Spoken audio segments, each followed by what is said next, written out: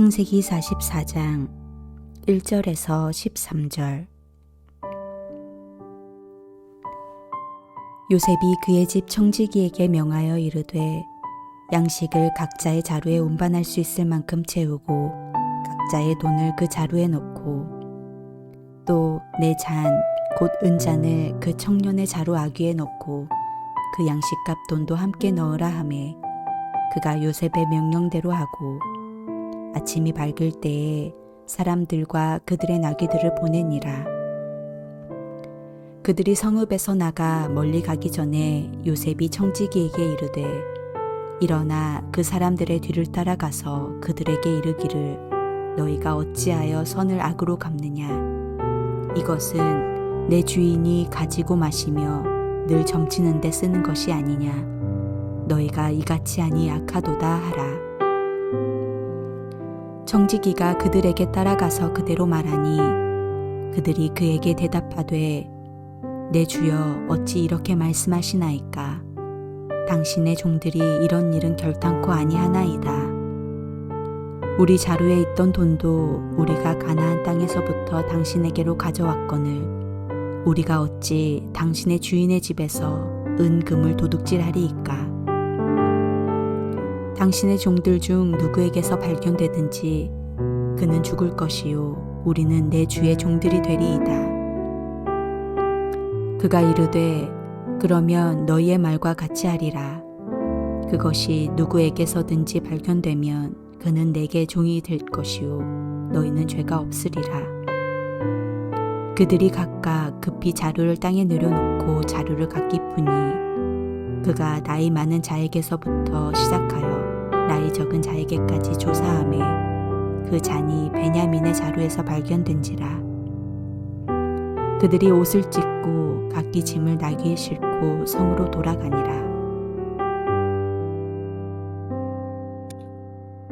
요셉은 꿈의 사람인 동시에 사랑의 사람이었습니다. 그 사랑은 특별했습니다. 우리에게는 조건이 너무 많습니다. 우리의 사랑은 그 조건을 따라갑니다. 잘해주면 나도 잘하고 잘못하면 나도 잘 못합니다. 그래서 우리의 사랑에는 목이 마르고 갈등이 있고 한계가 있습니다. 하지만 요셉의 사랑은 우리의 것과는 다릅니다. 하나님의 사랑을 닮아 있습니다. 배다른 형제를 사랑하는 것은 쉽지 않은 일입니다. 그런 형제를 사랑하는 것 어려운 일입니다. 포기하기 쉽습니다. 그러나 자기를 죽이려 했고 애굽의 노예로 팔아버린 배다른 형들을 용서하고 사랑하는 것은 쉬운 일이 아닐 텐데 요셉은 그런 사랑을 하고 있습니다. 요셉이 형들을 사랑하는데 애쓰고자 고민한 흔적이 없습니다. 그냥 당연하고 자연스럽게 사랑합니다. 요셉의 사랑은 그래서 하나님의 사랑을 닮았습니다. 요셉의 사랑이 충격적인 이유는 아무 조건이 없기 때문입니다. 형들이 요셉에게 잘해줘서 사랑한 것이 아닙니다. 상황에 따라 사랑한 것도 아닙니다. 오늘 성경을 보면 요셉은 아버지 집에 있을 때부터 형들을 무조건 좋아했다는 것을 알 수 있습니다. 배다른 형제들로부터 요셉은 자랄 때 많은 시기와 질투와 미움을 받았습니다. 얼마나 미움을 많이 받았으면 우물 구덩이에 그를 던져 넣었겠습니까? 얼마나 미움을 많이 받았으면 애굽의 노예로 팔았겠습니까? 형들은 그렇게 했습니다. 그러나 놀라운 것은 요셉은 형들에게 그런 감정이 없었다는 것입니다. 그런데 본문은 이런 요셉의 사랑과는 전혀 다른 모습을 보여주고 있습니다. 이집트 총리가 요구한 대로 막내를 데려와 간첩 혐의를 벗었고 시므온도 풀려났으며 돈 사건도 잘 마무리되었습니다. 그리고 엄청난 대접까지 받았고 곡식도 두둑이 샀으니 이보다 더 요셉의 형들에겐 완벽한 일이 있을 수는 없습니다. 하지만 이 모든 것은 요셉의 치밀한 각본에 따른 일이었습니다. 요셉은 깨져버린 가족 공동체를 회복하기 위한 계획을 진행시킵니다. 그것은 다른 형제들에게는 시험으로 주어졌습니다. 아버지가 편애하는 베냐민의 위기를 만났을 때 다른 형제들은 어떻게 행동할 것인가? 이 시험의 답을 유다가 정확히 보여줍니다. 유다는 라헬에서 요셉으로 그리고 베냐민으로 이어지는 아버지의 편애를 못마땅하게 여겼습니다. 그러나 유다는 아들 엘과 오난의 죽음을 경험하면서 자신의 모습을 돌아보게 됩니다. 자식을 향한 아버지의 마음이 어떤 것인지를 알게 된 것입니다. 편애적인 아버지 야곱을 이해하고 수용하게 됩니다. 요셉이 만든 은잔 사건, 그 모든 사건의 처리 과정에서 유다는 이제 가족 공동체의 회복을 위해 자신의 몸을 던집니다. 유다의 가족 공동체를 책임지는 행동은 요셉이 가졌던 지난 과거에 대한 걱정을 말끔히 씻게 했고, 창세기 45장에서 요셉이 자신의 신분을 밝혔을 때 형제 간의 계급과 신분의 차이로 생길 수 있는 형제 사이의 갈등을 미연에 방치하는 결정적인 계기가 됩니다. 이 사건은 유다뿐만 아니라 시험에 합격한 요셉의 모든 형들이 총리가 된 동생 요셉에게 당당할 수 있게 되는 결과를 가져오게 된 것입니다. 요셉은 형들과 함께 내려온 동생 베냐민을 드디어 만납니다. 동생의 생사를 확인한 후 요셉은 얼마나 안심이 되었겠습니까? 가슴을 쓸어내리며 안도의 한숨을 내쉬었을 것입니다. 이제 요셉이 형제들 앞에서 자신의 신분을 밝힐 만도 합니다. 아버지도 살아계시고 베냐민도 살아있고 하니 말입니다. 그러나 그것만으로 일을 끝낼 수는 없었습니다. 깨어진 공동체를 회복하기 위해서 한 가지 일이 더 필요했습니다. 그것은 11명의 형제들이 아버지의 편애적인 사랑으로 빚어진 형제적인 갈등을 계속 유지시키고 있는가를 확인하는 일이었습니다. 다시 말해 10명의 형들이 지금까지 자기 동생 베냐민을 형제의 일원으로 대했는지를 확인하려는 것입니다. 이 문제를 확인하기 위하여 요셉이 시험 문제를 냅니다. 각본은 요셉이 짭니다. 그것은 은잔 시험을 통해서 베냐민을 범죄자로 몰아가는 것이었습니다. 형제에게 명하여 형제들의 양식 자루 중에 베냐민의 것에 은잔을 넣게 합니다. 형제들은 애굽 총리의 분에 넘치는 대접을 받은 것이 좀 어색하긴 했지만 그래도 아버지 야곱이 걱정되었고 시므온도 찾고 베냐민과 함께 양식을 가지고 돌아가게 되었으니 그 발걸음이 가볍기만 합니다. 자기들을 돌아보기를 기다릴 식구들의 기쁨과 아버지의 안도함을 생각하면서 말입니다. 어느 만큼 갔을까? 갑자기 뒤에서 애굽 총리의 집에 보았던 청지기가 등장합니다. 그러면서 그들을 도둑으로 몰며 은잔이 없어짐을 이야기하고 그것을 확인하겠다고 합니다. 이 사건은 형들이 과거의 사건과 마주할 준비가 되어 있는지를 확인하고 싶었던 요셉의 꿈인 일입니다.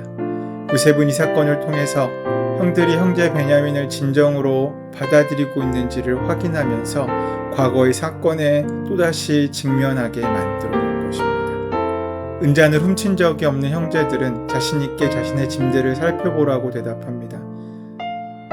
장자 르우벤으로부터 자루를 쏟아놓습니다. 시므온과 레위, 그리고 드디어 베냐민의 차례까지 되었습니다. 10명의 형들과 베냐민이 똑똑히 지켜보는 가운데 청지기는 베냐민의 자루에서 그만 은잔을 발견하여 꺼내놓습니다. 총리의 은잔을 훔쳤다는 혐의로 시작된 수색에서 베냐민에게 발견된 은잔은 그들을 아연 실색케 했습니다. 이제 그들은 총리가 베푼 모든 은혜를 짓밟고 도둑질까지 한 패악한 무리가 되어버린 것입니다. 앞선 모든 행복한 시간들은 그들을 더욱 무겁게 짓누르는 짐이 되고 말았습니다. 그 순간 형들은 선택의 기로에 놓이게 됩니다. 또다시 동생을 노예로 넘기고 자신들만 돌아갈 것인지 아니면 동생을 위해 모든 것을 내어놓을지를 결정해야 합니다. 놀랍게도 형들은 울면서 요셉의 층으로 동행합니다.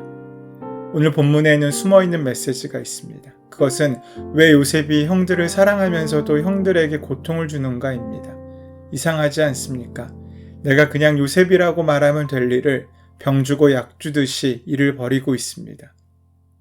그 이유는 무조건 용서하고 잘해주는 것이 사랑이 아니기 때문입니다. 때로 그럴 때가 있습니다. 하지만 그러한 용서와 일방적인 사랑은 사람을 변화시킬 수 없습니다. 요셉은 그 형들이 성숙한 사람으로 변화되기를 원했습니다. 아버지에 대한 불평이 많던 아들들이 변화되어 이제는 아버지를 얼마나 사랑하는지, 얼마나 큰 사랑을 품는 자가 되었는지 아버지에게 상처를 주지 않기 위해 애를 씁니다. 아버지를 사랑하는 이들의 모습으로 거듭나고 있는 것입니다. 그리고 배다른 형제들을 서로 질투하고 경쟁하며 시기했었지만 이제는 고난과 어려움을 겪으면서 서로 도와주고 격려하고 사랑하게 된 것을 볼 수 있습니다. 베냐민을 보호하는 모습을 오늘 우리는 찾아볼 수 있습니다. 고난이 고통스러운 가장 큰 이유는 그 의미를 알 수 없기 때문입니다. 도대체 왜 이런 일이 내게 일어나야 하는지, 하필 나에게 일어나야 하는지 묻고 또 묻습니다. 하지만 이유를 알면 견딜 힘이라도 낼 수 있습니다. 하지만 우리의 대부분의 문제는 이유를 알 수 없기에 더 힘들고 어렵습니다. 그럴 때 우리가 할 수 있는 최선의 방법은 서로에게 어깨를 내어주며 손을 잡아주는 일입니다. 또 하나님께 그 손을 내미는 일입니다. 나만 살겠다고 도망치는 것이 아니라 신실하신 하나님의 보호와 인도하심을 믿으며 고난의 자리에 함께하는 것입니다. 그렇게 함께 견딜 때 우리는 반드시 하나님께서 이루시는 기쁨과 은혜를 회복할 수 있을 것입니다. 그 은혜를 만나는 오늘 하루가 되시기를 소원하고 축원합니다. 우리를 다스리시고 인도하신 하나님, 억울한 일을 당할 때 더욱 서로를 돌아볼 수 있게 하여 주시옵고 사랑으로 변화된 은혜를 경험할 수 있는 복된 삶을 살 수 있도록 인도하여 주시옵소서. 예수 그리스도의 이름으로 기도드립니다. 아멘. 오늘 허락하신 말씀을 깊이 묵상하심으로 오늘 나에게 주시는 말씀으로 만나는 시간 되시길 바랍니다. 우리 삶의 그 은혜를 맡고 있는 모든 문제와 강구들을 이 시간 하나님께 온전히 맡기시고 함께 조용히 기도하는 시간 갖도록 하겠습니다.